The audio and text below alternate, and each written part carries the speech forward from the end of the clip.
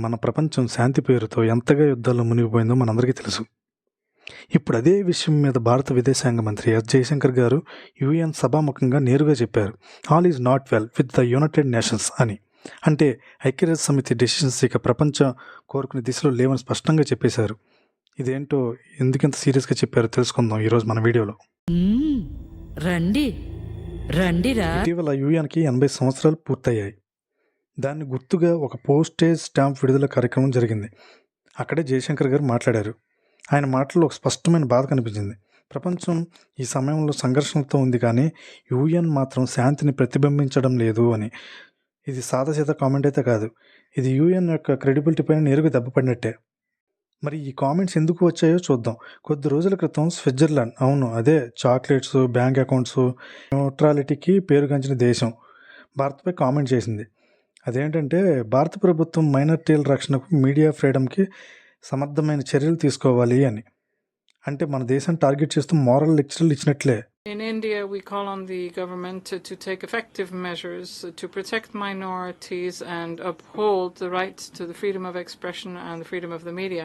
దానికి మన జయశంకర్ గారు ఇచ్చిన రిప్లై ఏంటో తెలుసా? మీ దేశంలో రేసిజం, డిస్క్రిమినేషను, జినోఫోబియా సమస్యలు ముందుగా చూసుకోండి అని. సూటుగా చెప్పాలంటే, before you advise us, clean your house.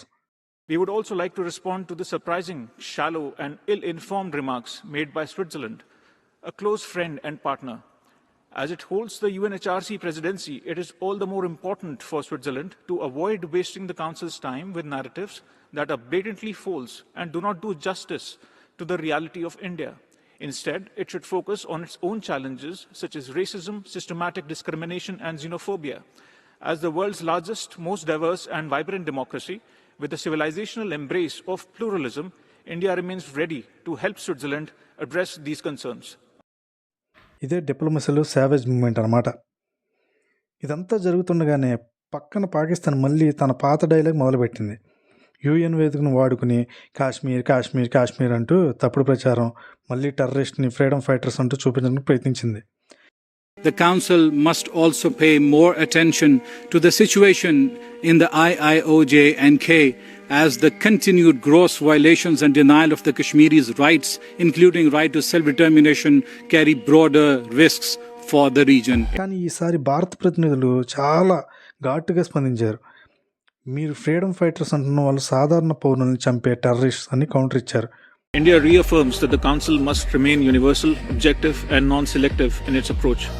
Our collective efforts should foster unity and constructive engagement, not division.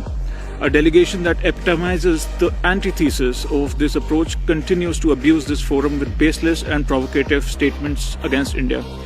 Instead of coveting our territory, they would do well to vacate the Indian territory under the illegal occupation and focus on rescuing an economy on life support, a polity muzzled by military dominance, and a human rights record stained by persecution. Perhaps once they find time away from exporting terrorism, harboring UN-proscribed terrorists, and bombing their own people. I thank you. ఇప్పుడు అసలు point, Jayashankar గారు యుఎన్లో అన్నీ బాగాలేవని ఎందుకన్నారు? కారణం simple, UN decisions ఇప్పుడు ప్రపంచ ప్రాధాన్యతలను reflect చేయడం లేదు. ఉదాహరణ చూద్దాం. భారత్ ఎన్నిసార్లు టెర్రర్ గ్రూప్ లీడర్లను గ్లోబల్ టెర్రరిస్ట్గా గుర్తించమన్నా చైనా లాంటి కంట్రీస్ వీటో వేసి ఆపేస్తున్నాయి. అంటే రిఫార్మ్స్ కావాలి, కానీ రిఫార్మ్స్ ప్రాసెస్నే అడ్డుకట్టుగా వాడుతున్నారు. ఇదే ఆయన frustration point. Meaningful reform is being blocked by using the reform process it self. ఇది కేవలం భారత్ సమస్య కాదు, బ్రెజిల్, ఆఫ్రికన్ యూనియన్, జపాన్ వంటి దేశాలు కూడా చెప్తున్నాయి యూఎన్ సెక్యూరిటీ కౌన్సిల్లో రిప్రజెంటేషన్ మార్చాల్సిన టైం వచ్చిందని. ఇప్పుడే చూసిన యుఎన్ఎస్ఏ డెసిషన్ మళ్ళీ పర్మనెంట్ మెంబర్స్ చేతిలోనే ఉంటున్నాయి. అంటే US, Russia, China, UK, France. కానీ ప్రపంచం మారిపోయింది. పాత 1945 స్ట్రక్చర్లో డెసిషన్ తీసుకుంటే కొత్త ప్రపంచ సమస్యలు ఎప్పుడు పరిష్కారం అవుతాయి? ఇప్పుడు మీరు గమనించండి, గాజా యుద్ధం, ఉక్రెయిన్ యుద్ధం, మధ్యప్రాచ్యంలో హింస, ఎక్కడా యుఎన్కి యాక్చువల్ కంట్రోల్ లేదనమాట. ప్రతి రిజల్యూషన్, ప్రతి అప్పీల్ కాగితం మీదే మిగిలిపోతుంది. జయశంకర్ గారి మాటల్లో ఇది కేవలం కంప్లైంట్ కాదు, ఇది ఒక వేకప్ కాల్. మరి మీరు చెప్పండి, ఇంత పెద్ద సంస్థ ప్రపంచం కోసం ఉండాల్సిన యునైటెడ్ నేషన్స్ ఇప్పుడు కొన్ని దేశాల కంట్రోల్లోకి పోయిందా? జయశంకర్ గారి మాటల్లో సత్యం ఉందా? యుఎన్ నిజంగా అవుట్డేటెడ్ అయిపోయిందా?